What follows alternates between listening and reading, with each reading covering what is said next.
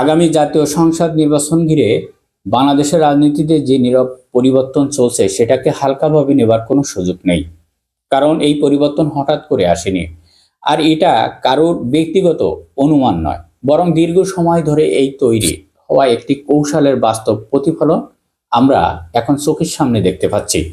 জামাত ইসলামকে ঘিরে নতুন করে যে আলোচনা শুরু হয়েছে একের পর এক, তার পিছনে রয়েছে একটি সুপরিকল্পিত রোডম্যাপ। দলটির নেতৃত্বে বিশেষ করে জামাতের আমির ডক্টর শফিকুর রহমান সাহেব তার আবেগ দিয়ে নয়, পুরো হিসাব কষেই রাজনীতির মাঠে এগুচ্ছেন। এটা কোনো একক সিদ্ধান্ত রাজনীতি নয়, আবার হঠাৎ ক্ষমতার স্বপ্ন দেখার বিষয়ও নয়।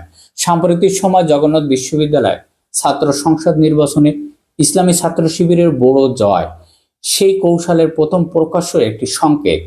এই জয় শুধু একটি ছাত্র সংগঠনের বিজয় হিসাব দেখলে বড় ভুল হবে, কারণ ছাত্র সংসদের এই ফলাফল ভবিষ্যতে জাতীয় রাজনীতিতে অনেক পরিষ্কার একটি দিক নির্দেশনা দেখা যাচ্ছে। জাতীয় নির্বাচনে এখন কিছুটা সময় বাকি আছে।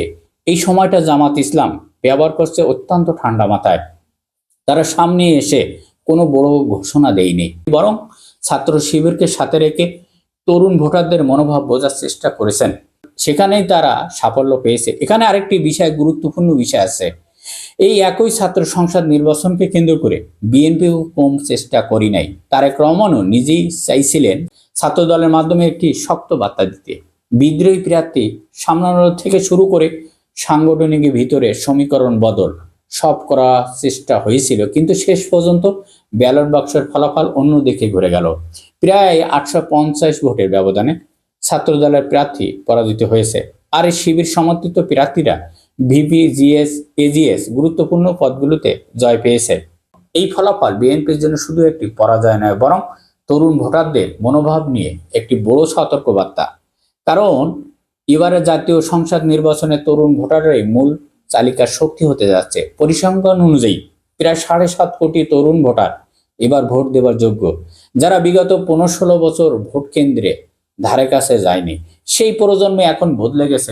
গণ আন্দোলন, অধিকার সচেতন এবং রাজনৈতিক বাস্তবতা তরুণদের নতুন করে রাজনীতির দিকে টেনে আনছে।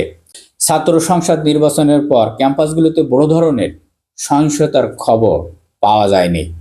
শিক্ষা এবং পরিবেশ তুলনামূলকভাবে স্থির রয়েছে। এই বিষয়গুলো এখন জামাতের জন্য এক ধরনের নীরব প্রচার পরিণত হয়েছে। দলটি খুব সচেতনভাবে এই বার্তাটি ছড়াচ্ছে যে আমরা ক্ষমতায় এলে বিশৃঙ্খলা নয়, শান্তির সঙ্গে মোকাবেলা করব। এবং গণমাধ্যম সূত্রে জানা যাচ্ছে আসন্ন জাতীয় সংসদ নির্বাচনে জামাত ইসলাম তাদের প্রার্থীরা তরুণদের বড় একটি অংশ ভোট পাবে। ধারণা করা হচ্ছে প্রায় 80% প্রার্থী হবেন নতুন মুখ, যাদের সংসদীয় অভিজ্ঞতা নেই। সুতরাং তরুণ ভোটারদের সঙ্গে সরাসরি সংযোগ রয়েছে জামাত ইসলাম। ইতিমধ্যে মাঠে নেমে পড়েছেন জামাতের আমির ডক্টর শফিকুর রহমান সাহেব। তিনি সমাবেশে বক্তব্য বারবার তিনি উদ্দেশ্য করে বলছেন, দেশ পরিচালনার দায়িত্ব নিতে হলে এখন প্রস্তুত হতে হবে। শুধু কথাই নয়, সেই পরিস্থিতির জন্য কর্মশালা, সাংগঠনিক কার্যক্রমও জোরদার করা হয়েছে। শিবিরের বাইরে নতুন রাজনৈতিক প্ল্যাটফর্মও তরুণ সংগঠনের সঙ্গে সম্পর্ক তৈরি করেছে জামাত ইসলাম। লক্ষ্য একটাই, তরুণ ভোটারদের আস্থার জায়গা তৈরি করা। সব মিলিয়ে স্পষ্ট হয়ে যাচ্ছে এবারের নির্বাচনে তরুণরা শুধু ভোটার নয়, তারা হতে যাচ্ছে আসল কিং মাস্টার। আর সেই বাস্তবতা মাথায় রেখে জামাত ইসলাম মাঠে নেমেছেন। এখন দেখার বিষয় একটাই, তবে এই নির্বাচন এগুলো কিভাবে সামলাবে তারেক রহমান সাহেবের বিএনপি দলটি, সেটি এখন দেখার বিষয়। সবাই ভালো থাকবেন। আল্লাহ হাফিজ।